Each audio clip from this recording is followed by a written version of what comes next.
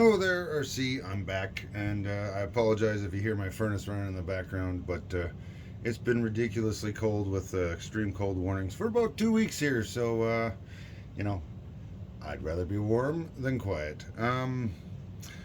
Build chart, the Axis side and the Communist side, not much has happened. The Italians have still forgotten to figure out where to put their sub here, but that's okay. And the Japanese have just moved their major factory in Honshu forward. That's all that's going on the Axis build chart. And let's swing way over here. Hit up the Allies build chart. Now the Allies build chart, not much is going on here. That fortification that the FEC had started has been placed in Calcutta. That's all that's going on here. All right. Now let's take a peek at technology. Oop. These are the only ones we got. Oh, no, we got one more a little higher. There we go. Perfect. So, advanced mech stage 1 for the Germans. Heavy bomber stage 1 for the Americans, 2 for the Germans. And just so you can see this here, I'm stacking up my same alliance here. So long range aircraft for the British and the Americans. Wartime economy is getting pretty busy. I think everybody's on the board here. This is Germany and Japan, and we have French and British and the Russians. So we just need to get the Americans and the Italians on there, and it's a full spread. Everybody's on there. Improved factories. We got Germany at stage 1. We've got Russia at stage 2, and I finally got improved construction to stage 1 there. So for Japan. So that's how we're looking on that. Income. Here, let me just zoom us out a little bit here. And slide us over a bit. All right, income. Not much has changed. Everybody's basically where they started. The only thing that's happened is Germany annexed something for $1, so they moved up to 23, and that allowed the British and the French to bump up to 8 and 12. So there we go. Germany's moved up 3 since start, and the British and French have both moved up 2 since start. And that's all we got really going on there. Okay. We have a few casualties from some side wars here, and we'll go over that. First, I'm going to hit this Latin America war. I know we're probably going to get some comments in the comment section about land leasing and whatnot. We have the designer of the Latin America war and the colonial expansion in our little group chat for a game here, and we're playtesting on a variation where everybody's allowed to land lease here. Basically similar to what you have special rules for Spain or whatever. So Russia's allowed to land lease, and otherwise it would have just been 2 little stacks of armies sitting there hoping for a recruitment roll to go do something.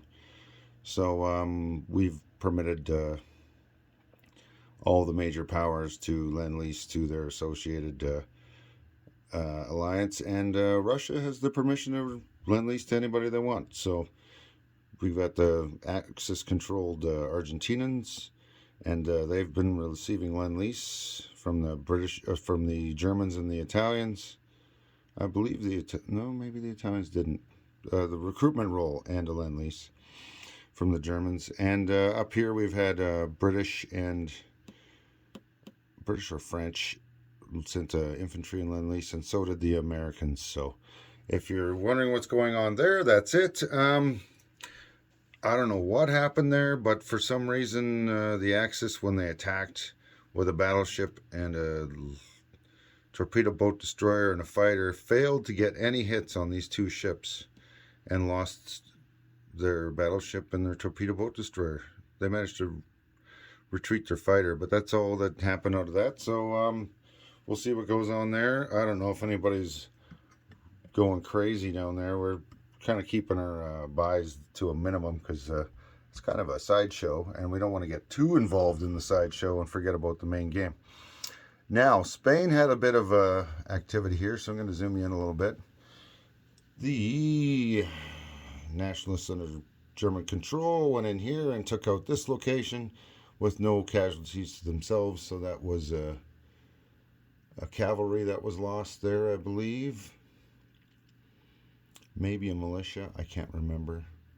Definitely a cavalry, and oh no, down here there was a militia, and that was taken by the cavalry and light tank that the Germans controlled there, and then the Russian controlled Republicans, they swept down here with an infantry from there and the planes, and they knocked out those 2 units, but they also eliminated themselves. So, but this is how it sits, and there was I believe it was a mountain Lend-Lease by the Germans and a artillery Lend-Lease by the Italians. So that's what's going on there.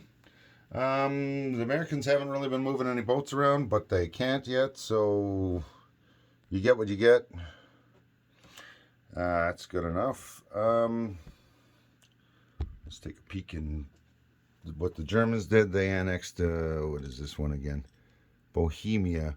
I'm still used to the old terms that were on the version 2 map, so I want to make sure I'm clear. So they annexed Bohemia for $1, and the British and French went up $1, as I already explained. Italy didn't really move much around. Trying to think what else happened there, but not much. We had some successful turkey rolls. So Germany tried again. That's why I got 2 chips underneath here, and $2 they've spent so far. They don't have to spend the $1. That's why I got the chip as well. They failed for the second time. Russia was successful on their second roll, so they get one Turkish roundel here. And Italy tried again, and twice in a row now they've received an influence roll. So the tally here, the Allies again have not rolled in Turkey. So the tally here is 2 Axis, 1 common turn, 0 Allied. So it's first to 4. So we'll see what happens here. You never know. Other than that, there was a bunch of units moving around and people buying units. So the British and the French have been moving some Navy around. I'm not going to get too detailed on it. They moved, I believe, a sub out of there down here. Some Navy that was moving around through the Med and whatnot. I believe this was from C-Zone 81, and these are the FEC colors, so they come through Gibraltar. Transports are dropping off some reinforcements here, and they did as well in Gibraltar. The French are building this Cormiers unit, which that wherever that unit is placed in Africa will stay Free French. So I'm assuming we're going to be collecting all the units into one location here. The French are also moving this transport along with the colonial expansion unit from Anatonkin and the infantry from Cochin China out. Not sure where they're going. Let's see what else is going on. I'm not going to go into everything that everybody bought. The Russians are moving some units over to the Chinese border area or Novorossiysk. Not sure if they're coming my way or not. So we'll take a peek at that and we'll figure it out. I may need to adjust my planning. So as a result, in case there's some kind of crazy border clash stuff going on, I've vacated these 3 border zones except for the militia and moved some infantry down here. And I have moved some aircraft from the main island to the air base in Korea here in case I need to use it to do a border clash or something or defend against one. I'm not sure what we're going to be looking at here with what the Russians are doing. Because there's also that option with the expansion where they can attack Xinjiang, the China at War expansion. I don't know what's going on here, so we're going to just play it by ear. Germany and Russia go before me, so we'll see what happens. There's been some minor movement of units down here. The KMT have added a unit here and there. They moved their boat somewhere else, but it has to stay next door to China, and we're not quite sure exactly where that's going to land. So I just left it where it was. This boat may very well change its location. The KMT lime green there. And the CCP incorrectly upgraded a militia. They're not in a supply path, and they don't have a factory from which to get the supplies. So they have an extra $2 in their pocket, and it's been reverted to a militia. So we shall see what happens. And these things are going to end up happening in one of these YouTube wars, because you got to remember, you're not playing at the same table with somebody. You're not having a live discussion as you're doing your moves. You're kind of like, okay, this is what I'm going to do. Can I do? And then do you want to scramble? And then it's, and who do you want to take as casualties? And then you just got to do it, right? So it's going to be a little bit flexible. And those of you that may have noticed there's some changes, I went with the red markers for my Colonial here because I don't have anything else that's marked red at the base of the unit. And the yellow was blending in too much with my militia that are painted with the red yellow bases. So that's what's going on with that. Let's see what else happened. A little bit of naval movement here to Fiji, and another colonial placed, I believe, in Fiji as well. And oh, there we go.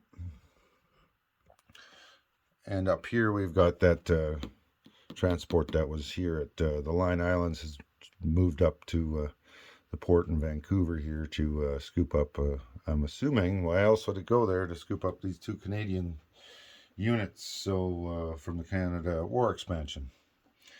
So that's about it.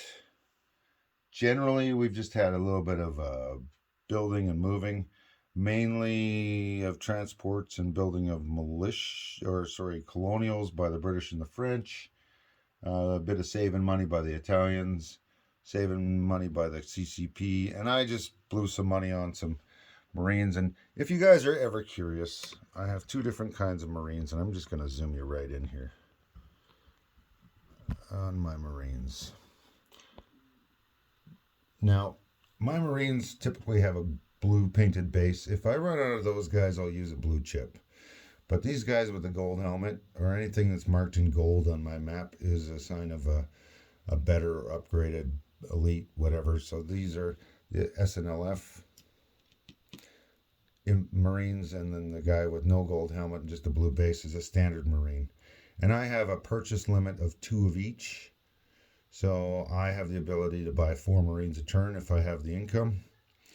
And I believe the only other nation that has that option is the Americans, and they have an equally upgraded +1 attack defense Marine. So they'll also have some gold helmets. All right, so that more or less covers my turn roundup here. So not much else has happened. Russia, the Americans, the Japanese, besides a couple little moves here, we haven't really done much. The British are doing, and French are doing their shuffling navy around because they got units everywhere on the map to start. So we'll see what goes on. And a little point of clarification, I guess. Canada at war, I've given them the same coloring as the British here, and I went with this. Here, let's zoom in a little bit. The British have this almond color, and then with the Dutch, since I got so many expansions on the go and so many extra units being required in Latin America, that I just put them down as this lime green, or sorry, the mint green, because Argentina and Brazil conflict there is definitely changing how I had to put my units down. It's letting me know that I need to get some more units painted, but I don't want to paint them inside because it stinks and it's kind of gross using spray paint in your house. And when it's anywhere between -25 and -38 Celsius outside, my paint freezes before it touches my units. So I'm not gonna spend my time in that futile activity until it warms up. So There you go. And hope you're having fun and enjoy. And this is the termination of the January 1937. And I'll see you for the German turn of July 1937.